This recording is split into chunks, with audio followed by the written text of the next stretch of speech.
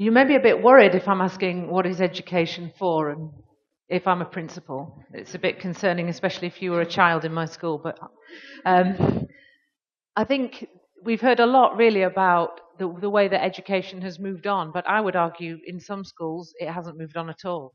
Hargreaves in 2004 was talking about the 19th century imaginary of education, where children sit in rows and learn facts by heart. And education is like a factory model in order to produce people who will go out into the workplace and fulfill specific roles like we've heard about that have already been decided for them. And he talked about a 21st century imaginative education where actually it's more focused on the individual, on the learner. It's about creating an education that suits individual children and isn't on a factory model. But you go into many schools around Cyprus today and you'll see children sitting in rows, listening to the teacher talking, learning facts off by heart, moving from chapter to chapter. So I would argue that maybe things haven't really changed so much. This argument was going on a long time ago, really. Socrates was arguing with the sophists in ancient Greece because the sophists were preparing the rich males, because of course women didn't get an education then, of course not, and the rich males were being prepared to lead their country and lead their civilization, and they were being prepared by the sophists, and Socrates and Plato said, no, education is not about that. Education is about more than that. It's about a search for truth. It's about a moral imperative. It's about finding out who you are, about creativity, and so on.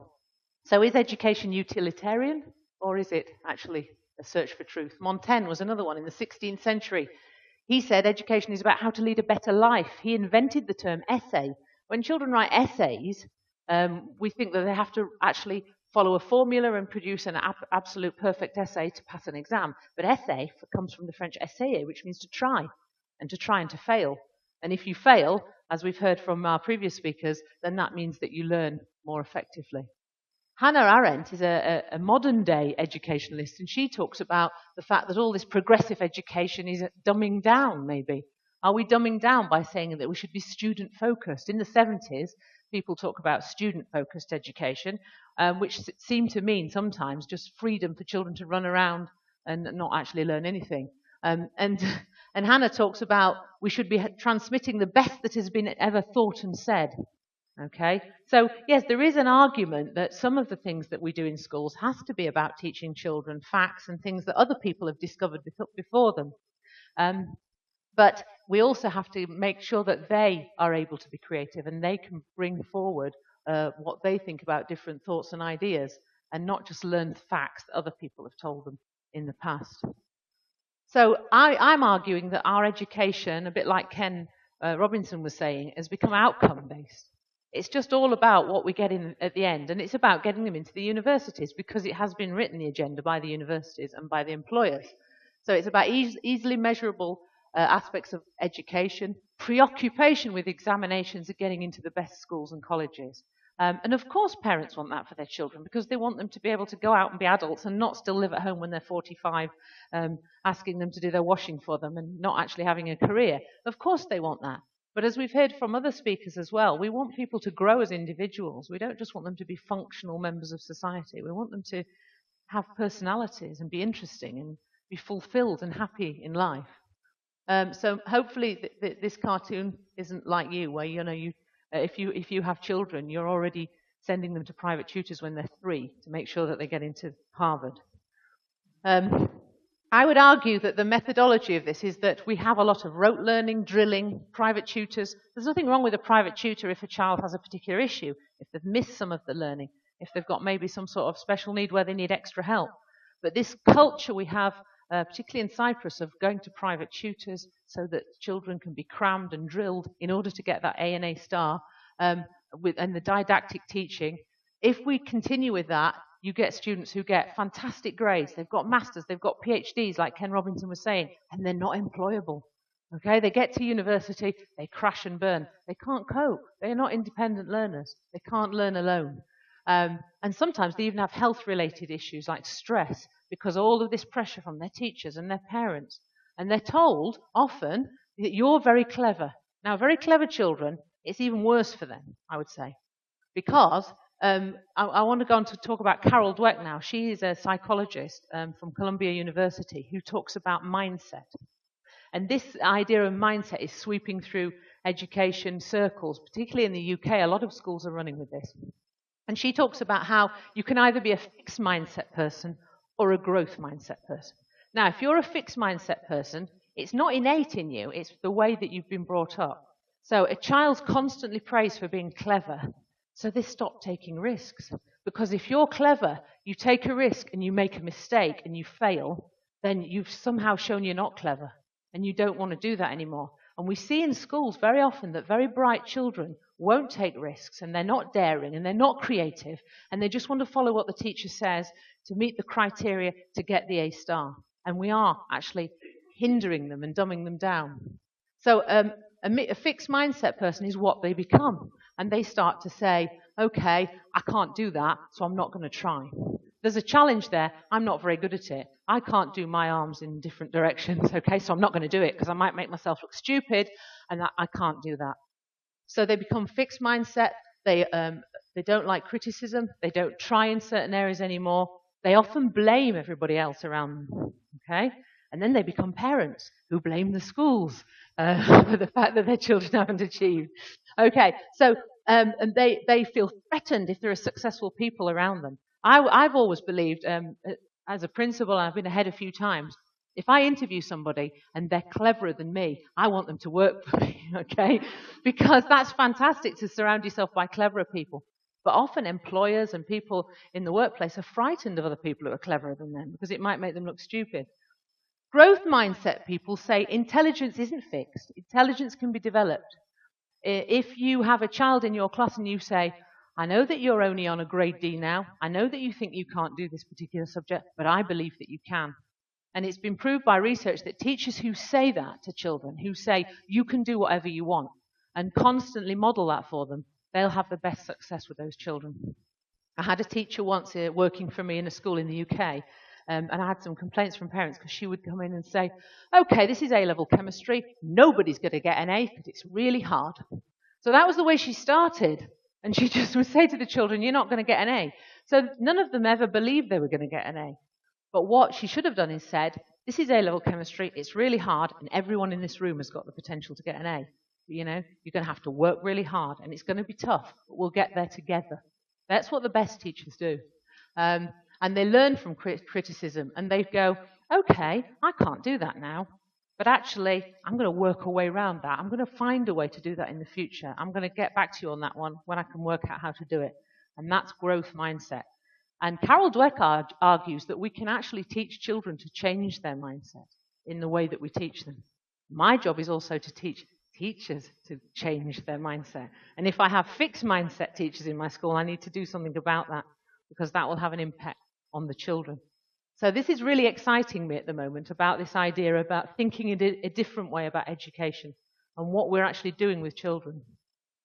We're also talking about in our schools at the moment the learning pit. And we're saying that we're going to, when children come to school, we're going to put them in a pit.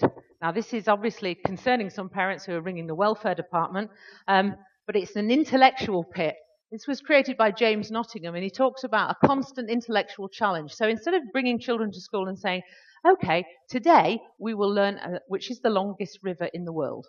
They don't need the teacher to tell them that because they can Google it, okay? You don't need to learn facts like that anymore at school. So what you have to do is say, today we're going to find out about how fantastic rivers are, how they've supported the development of society, how they can help people make a living, how they can help the environment, or whatever you want to talk about. So you put children in that pit and you say, you've got to find your way out of this. You set them a concept or a challenge, and they're in the pit, okay? And then they have to get out of the pit. I'll come back to that in a minute. In that pit, there's that thing called, I think we've heard it once before, metacognition going on. Okay, so that means that children are thinking, they're reflecting, they're working things out, they're evaluating, they're problem solving. And the role of the teacher is no longer to just tell them the longest river. The role of the teacher is to give them feedback. You've gone a little bit wrong there, so how can we get back on course? Or what about that question? Or they can ask the higher order questions all the time. Or why is that happening? Or what would have happened if you did this? And how come? And then these children will become intrinsically motivated to learn because of that. And if you look at, Carol Dweck says, if you look at a toddler, no toddler is ever not curious. You watch them. They're into everything. They want to find out how things work. They're all excited about learning. If you go into my school, into preschool, they're all 2 and 3. They're absolutely full of it. I mean, the teachers who work in there, I take my hat off to them. I have to have a lie down with a gin and tonic after I've been in that classroom, to be honest. They're just everywhere. And then you go into a classroom full of 15 and 16-year-olds and like, whatever, okay? So how do we intrinsically engage those 14-year-olds? What happens between 2 and 14 to turn them off learning? Now, there is an element of hormones, obviously, and falling in love and, being obsessed with the internet and Facebook and things. But there's also this idea where they've been taught out of being excited about learning because they're bored and they've been taught in a really boring way. So here's the learning pit. So we're putting them in this pit here. They get in here and they don't know the answer. Now, the fixed mindset folk are going to go, I'm going to just stay in this pit. I'm not bothered, I'll just live here. I'll build a house in the pit and I don't have to get out. Okay, but the ones who are going to make it in life are climbing out. They might be helping each other to climb out as a team and work out, if I work with somebody else, we can make a success of this. And then they get to the top. The teacher's job is actually to push them back in again a few times and say, no, think about that in a different way. And my daughter is, obviously, she's in my school, and she came home the other day. She went, I've been in 2 pits today, and it's your fault. She said, I'm so tired. I've had to think really, really hard in a way that I've never really had to think before at school. She said, the teachers put us in pits. So I was really excited about that. I said, good, I'm pleased about that. Go to bed. Get off the iPad. Right. The flipped classroom idea is another idea that's really exciting me at the moment. This came out of the Khan Academy in the US. And this is this idea of using new technology as well to engage our young people. So it's teaching the wrong way round, if you like. Traditional classroom, okay? The teacher comes in, they tell you some nice facts that are from teacher's head that teacher knows about that you don't know about. So you write all these facts down, thank you very much, and they say, now go home and write an essay, or solve a problem, or do this particular piece of work. You get home, and you don't know how to do it, because the teacher's not there anymore, and all you've got is the bare facts. You don't know how to use the facts. So the flipped classroom idea is, what you do is, for the homework, you give them something brand new. So you might have to watch a video clip. It could be of the teacher or a specialist. You could read a chapter. You could go and look at a presentation. That's the new stuff. And then, when they come into school, the teacher is guiding them and facilitating their learning, and they do the activity with the metacognition going on, and then they learn more effectively because the teacher's helping them. And we've started to do this in my school, and we had 1 or 2 parents complaining, how can you give them a homework on something they haven't learnt yet? But that's the point. It's the wrong way round. And also then they can go back to that clip. So when they go home afterwards, they've got that little clip of information or that chapter, and it suddenly means more to them because then it's been developed during the lesson. And with things like new technology and online learning platforms, you can have material there for children so they can pop back to it when they go home in the evening and they're not with the teacher anymore, or even ask the teacher things online late in the evening if the teacher hasn't got anything better to do in the evening. Which we haven't, of course. That's like Ken Robinson says, we never go to dinner parties because we don't get asked, because we haven't got time. We're too busy working. Anyway, the other thing about learning for me is that it's really, really hard. And what we've done with today's youngsters is we've wrapped them up in cotton wool and went, bless you, we're going to make it really easy. We don't want to tax you too much because we don't want you to think. That's too hard for you. And that's wrong. We're doing them a disservice. Like we heard before, there's so many children who are really great thinkers. They've got fantastic inquiring minds, and then we just damp them down, okay, and say, we don't want to push you too much. We don't want to make it too hard. So I like this quote. She stood in the storm, and when the wind did not blow her way, she adjusted her sails, right, and then went in a different direction. But we have children who have mental health issues because they can't deal with criticism, they can't deal with failure, and they collapse, and they start to have real problems. And that's because when they're younger and going through, we keep them away from failure and we protect them, and we don't allow them to be criticized or given low grades or being told you need to do that piece of work again. So I'm not arguing for a system of education that's all fun and laughter all the time. I'm also saying it's tough. It's tough for children to learn, but we have to teach them how to be resilient. So I'm arguing a bit like our other speakers that we're at a bit of a renaissance in education. All right, we've had them before. But we're here again now. And change is really difficult, especially in education, which has been in place for so many years. But if you don't change, it's fatal. And it's fatal, like Ken Robinson said, to our children and their future, because we're not actually preparing them for the world they're going into. So I want children in my school to be that fish there, not the ones in the bowl here, right, in the default setting where they've always been. And sometimes it's not the children, actually it's their parents who are these fish, because they have learned in a certain way. Some of the teachers have learned in a certain way, so they're going to teach in that way. But to move forward and really embrace these new pedagogies, these new ways of thinking, these new ways of teaching and learning is really quite scary, but it's very exciting. So these new pedagogies, if you think about it, memorizing is quite straightforward. I was at a conference in England earlier on this week, and there was this memory specialist, and he could tell you 22,000 numbers of pi, okay, out of his head, because he'd learned a technique how to do it. He used to be a fireman, and then he realized that he could memorize things. He was from Yorkshire. He was a brilliant speaker, okay, and he was teaching children in school some memory techniques to help them pass exams. But I would argue that learning is a little bit more than that. Being a lifelong learner means that you don't just memorize things. I got a grade A in chemistry at O level. I can't remember any chemistry now because I learned it off by heart. I've got a good memory. I regurgitated it for the exam, and I don't know any chemistry. If I'd been learning in a deep way and metacognitive processes had gone on and I'd really understood it, then I would know chemistry now. So we have to get our children into universities because that's the system and that's what parents will still want to do, and you still want to maybe earn a living. But I think that schools are about more than that. I think they're not utilitarian places just to prepare children to go to get a job. And our aim as a school is to make sure that we are redundant. So by the end of year 13 or year 7 in some schools here, we want children not to need us anymore and not to be dependent learners, but be totally independent and have that courage and resilience to go out into the world and inquire and find out and learn. And metacognitive processes will rarely come from passive learning and didactic methodologies.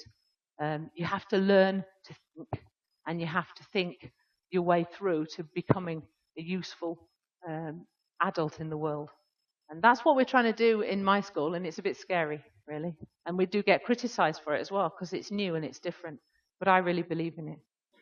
So I'll leave that with you. Thank you very much.